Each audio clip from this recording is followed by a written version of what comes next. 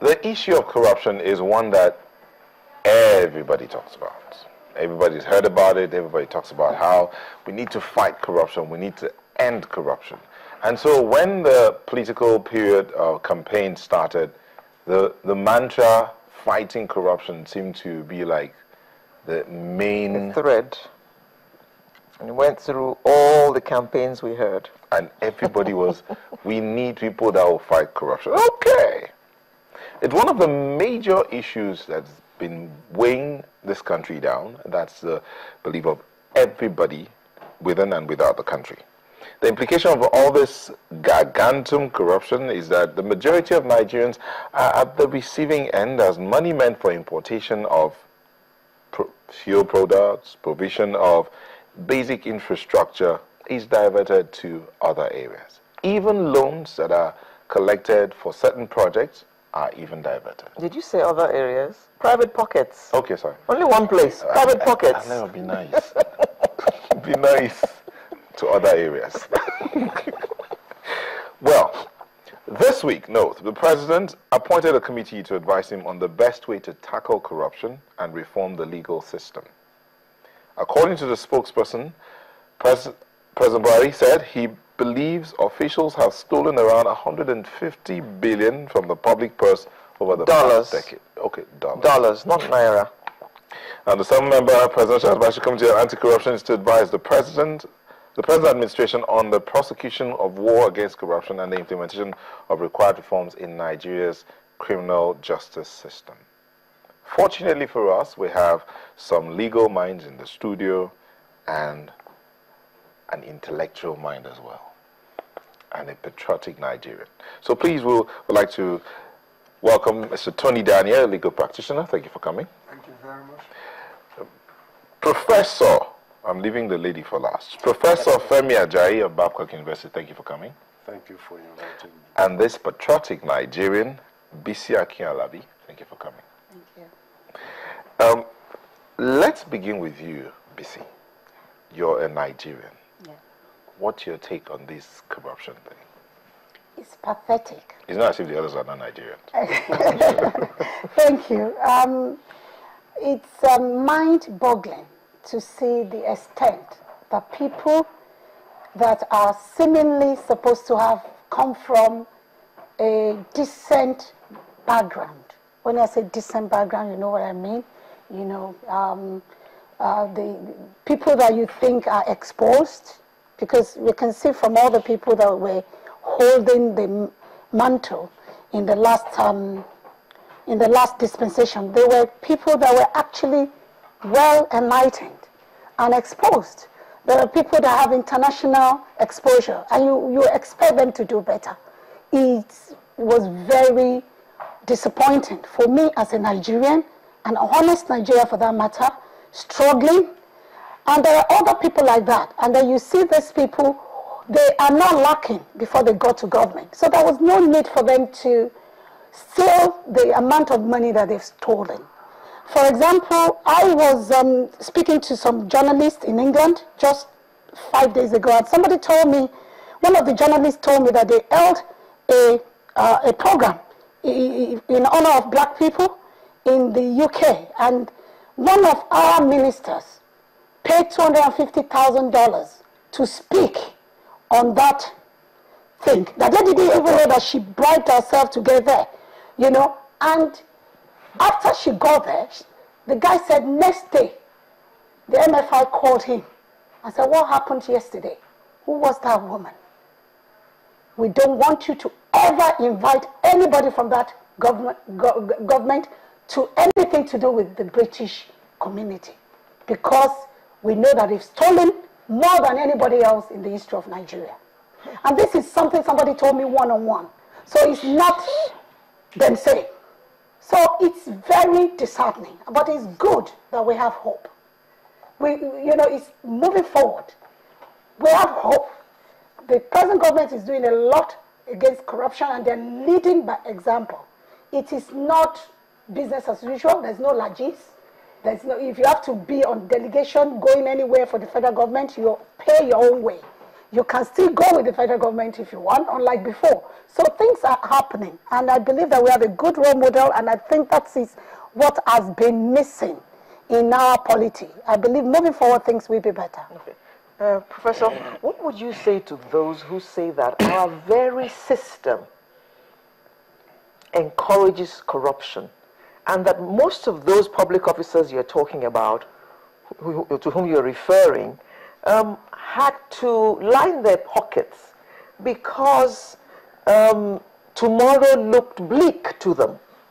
There's no security system that makes sure that when you're retired, for instance, you get a free bus pass, you get a certain amount of money to eat. So you have to steal while you have the opportunity to look after your tomorrow. What would you say to those? Thank you very much. And corruption, you just look at it as if it's just stealing the money. It goes beyond stealing the money. And the last administration says that corruption is not corruption, it's stealing. Either you steal or you call it corruption, you're still taking what does not belong to you. Looking at the structure in Nigeria, I tell every Nigerian, if you go there, you are going to steal. Because the structure is not right. There is no accountability.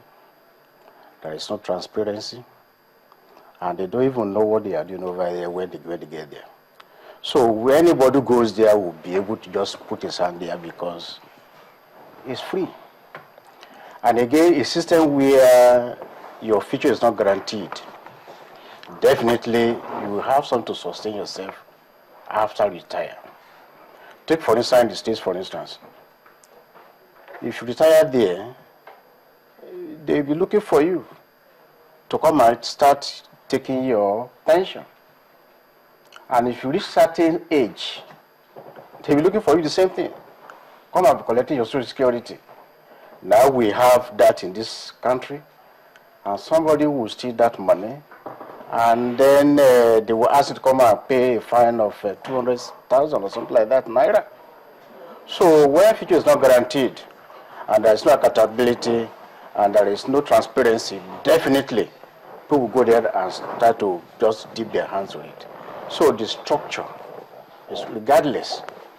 If they can have so many probes, the one that I've done in the past, what happened to it? They seize properties. Do they actually define a way of actually stopping the to block the loopholes? That is not like that. Take the money and after a while take the properties, they get the properties back. So definitely it's wobbly. Even the judiciary. I mean, we've seen so many cases whereby people are alleged to have taken something and the judiciary will say, oh, he has done nothing. Another country will just say, oh, yeah, this one you have done this. Even the agencies that were established to actually do this, do they do their work very well? They are not actually doing what they are supposed to do. Do thorough investigation before they actually bring somebody to EFCC as one of the agencies there. And when they get there is when they be trying to pile up allegations against that person. And even they look at the wrong people in terms of getting them to this EFCC. And they invite them and they will invite, I mean, the administration actually established EFCC and ICPC has a very strong gut to do that. But were they actually used for the purpose after you are created? No. They were just, okay, you are against me, I'm against that. We credit that person who did it. But at the same time, it's not used the way it should be done. There should be a thorough investigation. They should be sure of the allegation before they even go and take the person. In the state, for instance, before they arrest you, they already have a long time of allegation against you. And there is nothing you can do to go against or to be scored free. But here, oh, they'll be looking at, oh, what did you do here? Oh, then that one, the structure is wrong.